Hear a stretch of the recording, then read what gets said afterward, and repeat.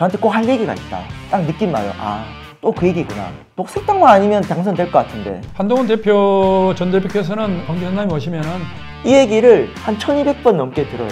일이 있을 때만 나타나서 당직자 여러분 이럴 게 아니라 마지막 선거운동 날에 메시지를 받고 제가 눈물이 나서 선거운동을 중단하고 카페에 갔습니다. 그럼에도 불구하고 줄곧 맹목적으로 찍어주니까 민주당 일색이다 보니까 그렇게 해서 노력하지 않은 국회의원은 충청도처럼 다음 선거에서 과감하게 컷.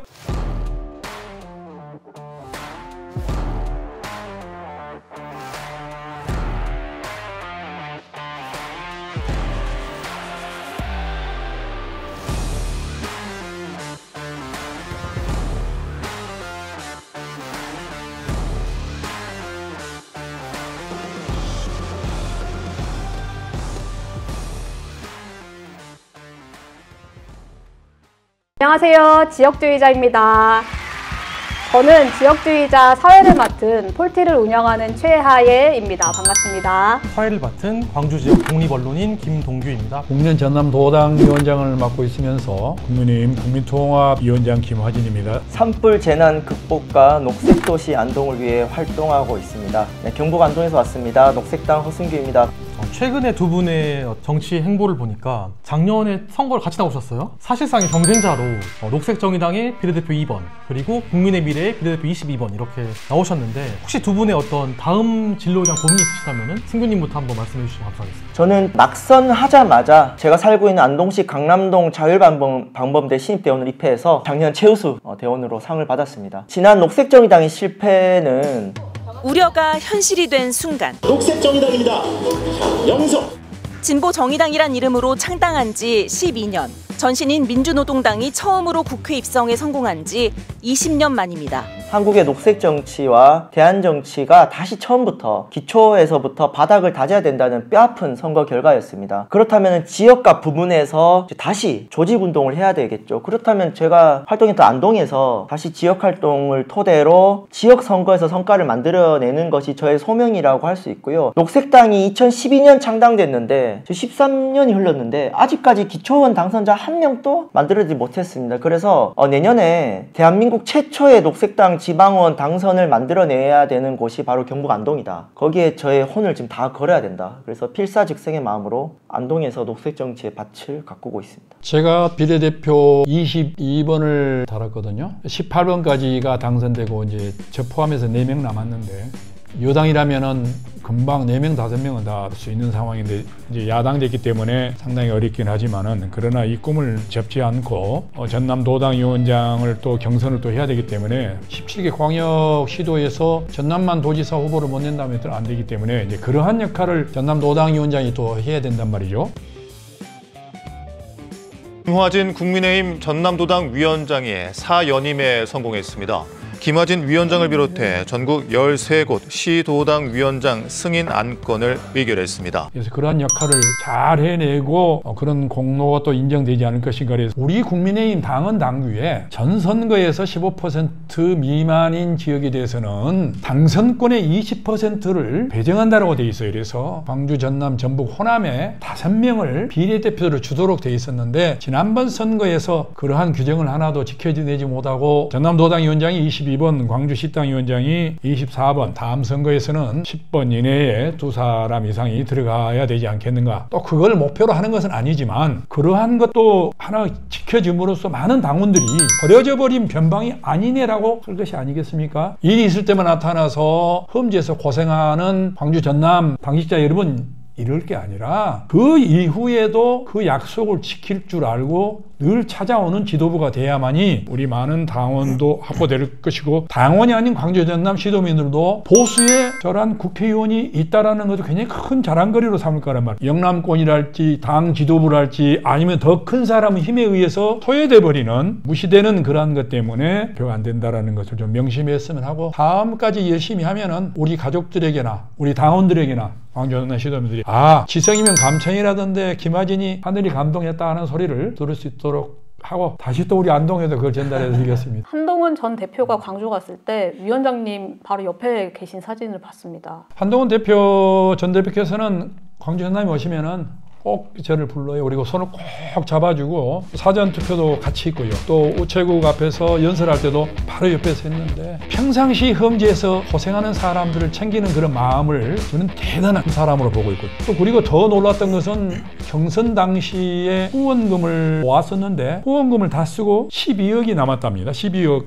30억이라는 돈이 또 엄청나게 큰 돈이잖아요. 12억 7천 정도가 남았는데요. 국민의힘은 호남과 제주가 불모지거든요. 전남도당, 전북도당, 제주도당에 써달라고 조건을 걸어서 말씀을 드렸죠. 표도 없고 당원 수도 정말 많지도 않는 곳에 이렇게 투자하는 걸 보고 언행이 일치되는 그런 정치 지도자, 참신한 지도자고 세대 교체를 위해서도 저런 분이 해야 되겠다는 생각을 늘 해요. 앞으로 우리 당이나 대한민국 정치를 위해서 큰 일을 하게 되면 최선을 다해서 함께 돕고 또 미래이지만 변방에서 함께 해줘야 정치의 균형 발전이 더더욱 중요하거든요. 우리 한동훈 전 대표님과 함께해서 그런 정치를 만드는 게 어찌 보면 꿈이라고 생각하기 때문에 오늘 또 이러한 자리에 나왔는데 참 좋은 질문 고맙습니다.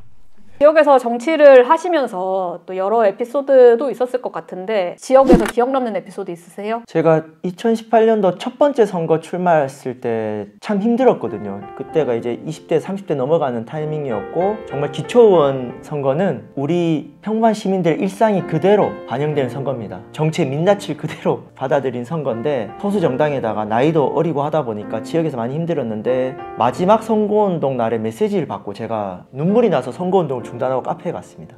출마해줘서 고맙다. 그러니까 워낙 이 지역이 특정 정당 독점 구조다 보니까 이렇게 대안적인 개혁적인 목소리로 나온 후보한테 희망을 느낀 분들이 수면 아래 계셨던 거죠. 첫 번째 선거 낙선하고 두 번째 선거를 출마할까 말까 고민했을 때 저한테 찾아와서 다음 선거에 나가달라 고맙다고 해주신 우리 지지자분들이 참 기억이 남고요. 재미난 에피소드라고 할까요? 제가 녹색당으로 출마해서 아깝게 떨어지고 하니까 정말 제가 뻥 안 치고 한 1200번 정도는 저한테 꼭 할 얘기가 있다. 딱 느낌 와요. 아, 또 그 얘기구나. 자네 그 녹색당만 아니면 당선될 것 같은데 근데 딱 봐도 국민의힘 안 갈 것 같으니까 차라리 무소속은 어떠냐. 이 얘기를 한 1200번 넘게 들어요. 근데 이게 한두 번 들으면 그러려 하겠는데 한 200번 들으면은 가슴에 뭐가 맺혀요. 근데 참 답답한 거는 국민의힘이나 민주당보다 녹색당의 비전이 더 저는 미래지향적이고 괜찮다고 생각하는 건데 자꾸 남의 당에 들어가라고 하니 좀 그게 많이 답답하죠. 그럴 때마다 여러 가지 얘기로 설득을 하고 정당 따지지 말고 사람 보고 밀어달라. 그리고 국민의힘에 들어오라고 하면 저는 그렇게 말씀하죠. 지금 지역이 발전하고 있지 못하는 건 지역의 정치 독점 구조인데 다 국민의힘 들어가니까 안동이 이 모양 되는 거 아니냐. 저라도 밖에서 같이 경쟁해줘야 되는 거 아니냐. 이렇게 오히려 대받아치곤 합니다. 지금은 그래도 녹색당으로 제가 한 7년째 계속 하고 있다 보니까 당 상관없이 지지해주는 주민들이 많이 늘어나고 있어요. 허순교보다 더 괜찮은 녹색당이란 정당의 가치를 우리 지역 주민들에게 몸소 또 증명하고 싶은 마음이 있고요. 당을 떠나서 지금 꿋꿋하게 지지를 해주신 우리 안동 시민들, 강남 동민들, 남선면, 이마면 주민들이 계시거든요.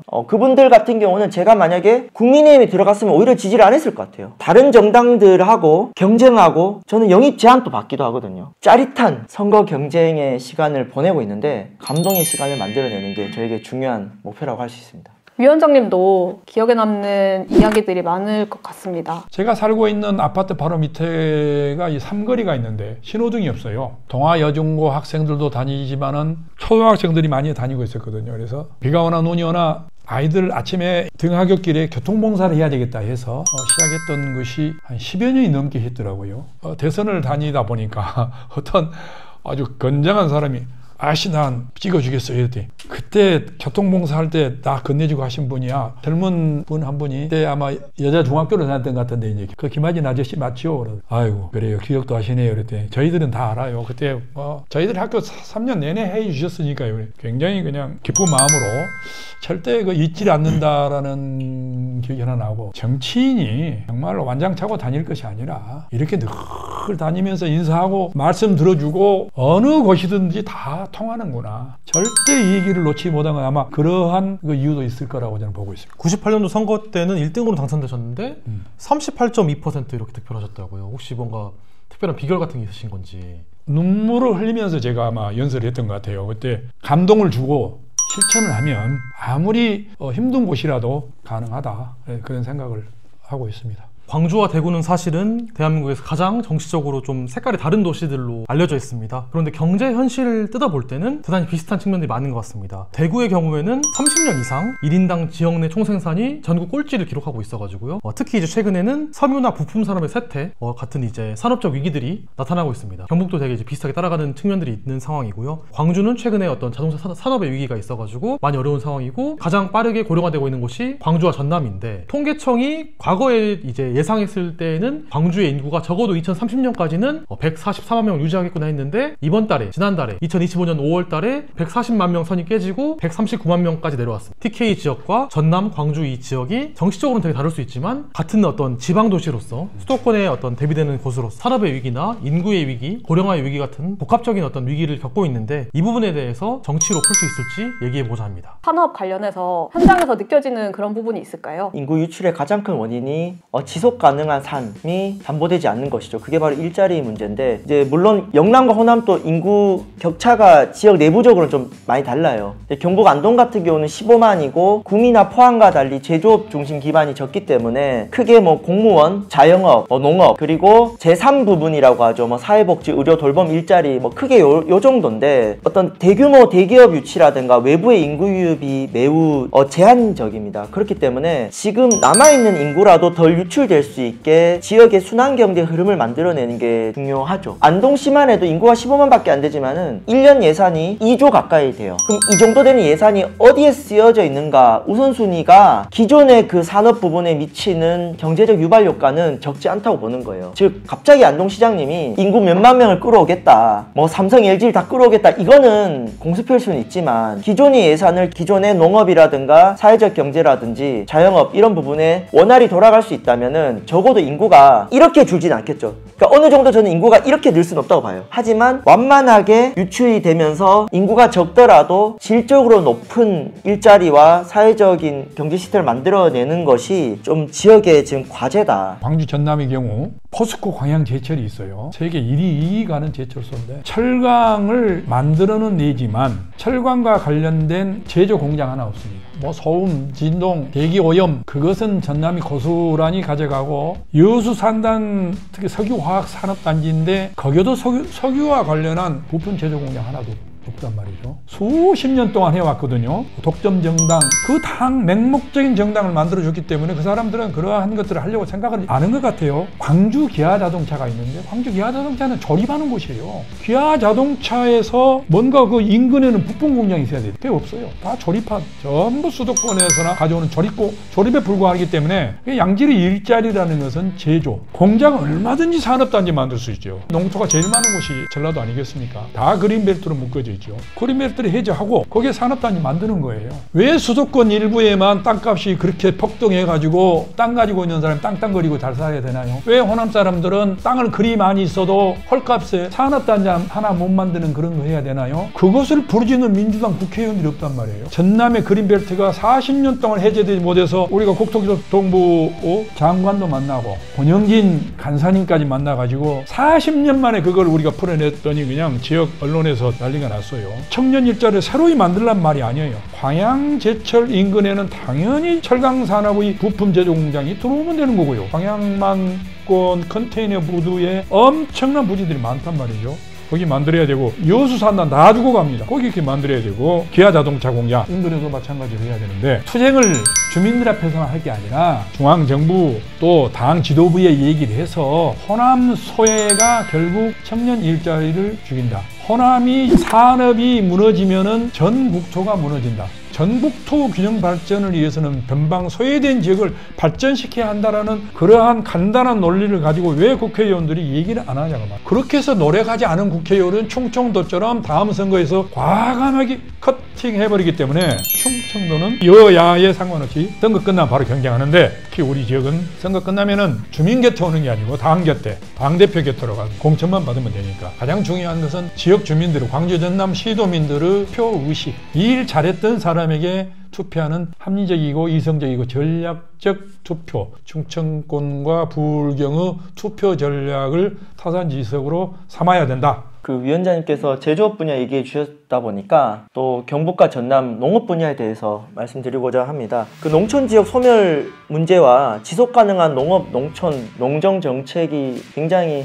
연관되어 있지요. 과연 우리 정치권이 기후위기 시대 지속 가능한 농정 전환 정책이 있어서 과연 얼마나 애써왔는가 했을 때 많이 부족한 게 있습니다. 그러니까 식량 안보와 기후위기 시대에서 신토부리 농산물이 과거보다 경쟁력이 더 있는 시대로 바뀌었어요. 그러니까 20세기적 사고에는 자동차 팔아서 농민들 피해 보상 회복한다고 했는데, 예를 들어 칠레산 포도가 뭐 10,000원이고 우리 경북 상주 모동면의 포도가 20,000원이라고 했을 때 그 가격에는, 그 시장 가격에는 푸드 마일리지라고 하죠. 탄소 배출에 대한 어떤 가격이 반영이 안 되어 있습니다. 앞으로 기후위기 시대에 외국 농산물보다는 지역에서 생산된 농산물의 가치가 좀 더 높아지는 것이죠. 그런 면에서 대한민국 국가 예산에서의 농업의 비율, 그리고 농촌에 유리한 어떤 정치 제도라든가 이런 부분들은 개혁이 필요하다. 그러면서 지방정부 차원에서 지역의 먹거리 계획이라든가 푸드 플랜이라든가 이런 부분에 있어서 더 많은 정치 경제 자원을 쏟아 부어야 되고요. 무엇보다 그런 농정 정책을 짤 때 지역의 농민 당사자들이 과연 어느 정도 목소리 낼 수 있는가 했을 때, 한국에서 과연 농정을 대변하는 정치가 있는가 했을 때는 굉장히 회의적이죠. 농촌, 농업, 농민, 이 삼농에 대한 기후위기 시대 지속 가능한 정책을 만들어내는 데 있어서 좀 지역 정치, 여기선 영남과 호남이 어디 있겠습니까? 영남과 호남의 정치권 연대해서 정책적 요구라든지 농민들의 목소리를 대변하는 데 좀 애써야 된다고 생각이 듭니다.